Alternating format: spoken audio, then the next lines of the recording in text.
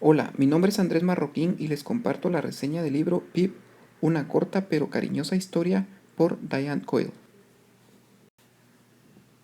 El libro fue publicado por Princeton University Press en febrero del 2014 y tiene 168 páginas. La autora es Diane Coyle, economista con un doctorado de la Universidad de Harvard. Ella es consultora de economía y tecnología y profesora de la Universidad de Manchester, en Inglaterra. Tiene un blog en inglés llamado The Enlightened Economist, en donde escribe sobre libros de economía y negocios. Ha escrito varios libros y le interesa mucho la macroeconomía. Una de sus preocupaciones particulares es la buena enseñanza de la economía. Es un libro muy original y pionero, en el sentido de que analiza históricamente un concepto macroeconómico importante, el PIB, o Producto Interno Bruto.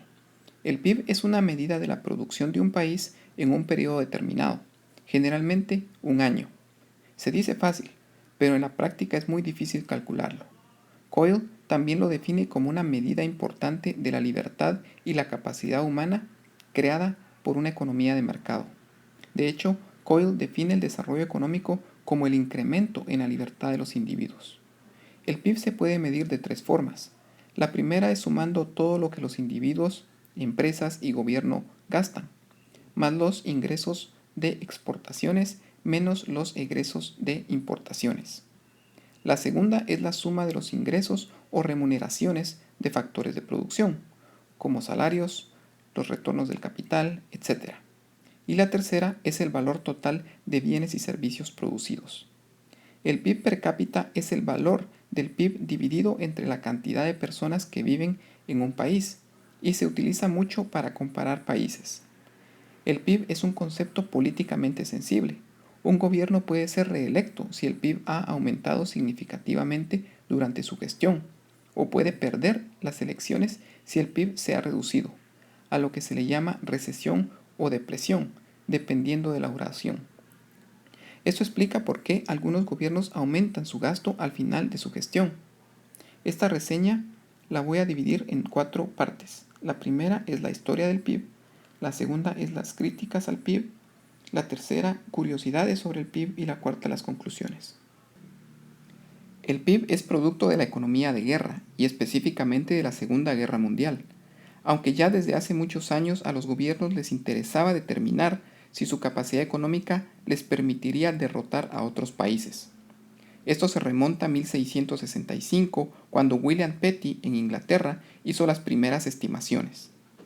La Gran Depresión de los años 30 en Estados Unidos aumentó la demanda de estadísticas económicas para poder medir el deterioro de la economía. De acuerdo a estimaciones de Simon Kuznets, quien recibió el premio Nobel por sus contribuciones a la creación del PIB, la producción o el ingreso en Estados Unidos se redujo en la mitad entre 1929 y 1932, la caída económica más grande que ha sufrido el país. Por eso podemos decir que la historia del PIB es la historia de la macroeconomía.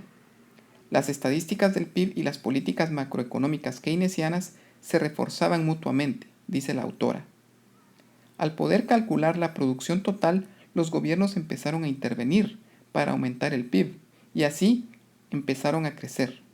La macroeconomía empezó a verse como una disciplina científica.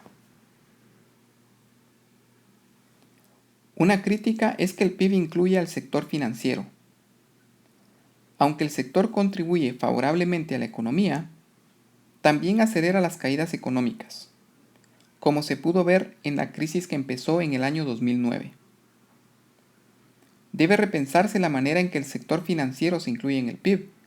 Quizás su contribución se ha exagerado en los cálculos actuales. Coyle dice que el PIB real se duplicó entre 1980 y el año 2008, pero la medición del valor agregado del sector financiero se triplicó. Otra crítica es la dificultad de incluir en el PIB mejoras en la calidad de los productos. Por ejemplo, es difícil medir el valor de los autos sin conductor producidos por Google, que se espera que generen menos accidentes de tránsito y menos muertes. Además, los servicios prestados son difíciles de medir. Por ejemplo, ¿cómo medimos la enseñanza de un profesor o los servicios de una enfermera? Por otro lado, el PIB no incluye a la economía informal. Podemos ver algunos ejemplos en las fotos. Coyle dice que durante los últimos 20 años las economías africanas han crecido 3 veces más de lo que indican los datos oficiales. El PIB no es una medida de bienestar, sino que de producción. Los beneficios que ofrece Facebook, Google y Twitter no están incluidos en el PIB. Cada día disfrutamos de más productos que tienen un precio cero.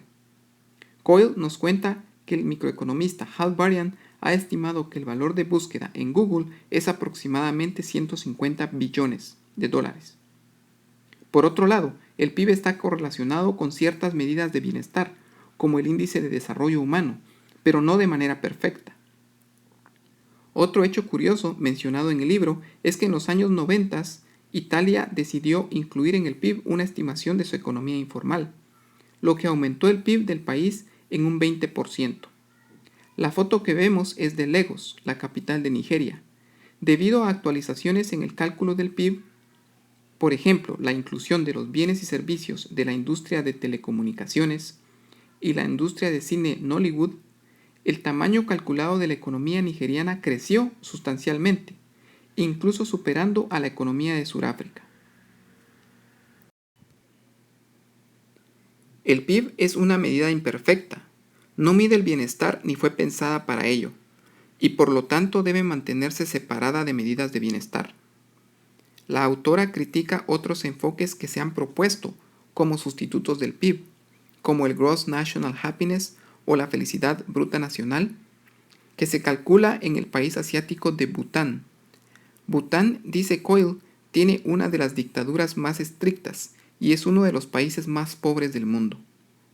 Finalmente, los retos para el PIB en el siglo XXI son la reducción de recursos naturales, que podría incluirse con signo negativo, el cálculo de la producción en Internet, que es a la vez controversial ya que podría implicar mayor control del gobierno, y determinar cómo incluir el bienestar de las futuras generaciones y lo relacionado con ellas. En general, es un libro corto y bien escrito. La economía no es algo estático, esperando ser medida. Fluye constantemente, y eso debe ser tomado en cuenta cuando pensamos en el PIB.